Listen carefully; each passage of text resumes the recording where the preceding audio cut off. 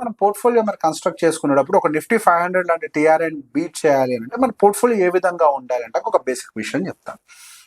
మీరు కావాలంటే large cap విషయంలోకి వచ్చేసరికి లార్జ్ క్యాప్ అని అంటే Nifty 50, Nifty next 50, total Nifty 100ని లార్జ్ క్యాప్ అని అంటాం.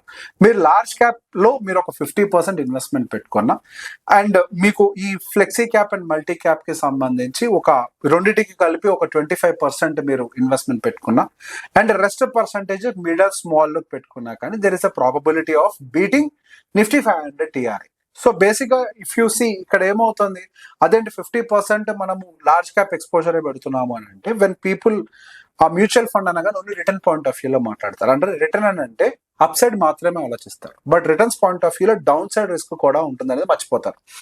Over exposure to mid and small cap ఏమవుతుంది అని అంటే మార్కెట్స్ పడ్డప్పుడు టూ మచ్ ఆఫ్ డ్రాడన్ కూడా వస్తుంది. అప్పుడు నిఫ్టీ 500 టీఆర్ఐతో కంపేర్ చేస్తే అంటే ఈ కంపారిజన్ అప్ సైడే కాదు డౌన్ సైడ్ కూడా చేయాలి. డౌన్ సైడ్ చేసేదాన్ని మనం బీటా అని అంటాం. సో డౌన్ సైడ్ బీటా కూడా మీకు one compare to your bench mark ఎక్కువగా ఉండడానికి అవకాశం ఉంటుంది. అందుకే లార్జ్ క్యాప్ ఎక్స్పోజర్ అనేది ఒక 50% వరకు మెయింటైన్ చేసినా కానీ నష్టం లేదు. ఇది మరీ టూ మచ్ కన్జర్వేటివ్ గా ఉంది అనుకున్న టైంలో you can do one more thing like having 50% of multi and flexi cap and 30% అంటే ఒక 15% of each small and mid cap equivalent గా డివైడ్ చేసుకోవచ్చు and some portion into multi asset ఇట్లనే divide చేసుకున్నా కానీ usually will try to beat some Nifty 500 TRI.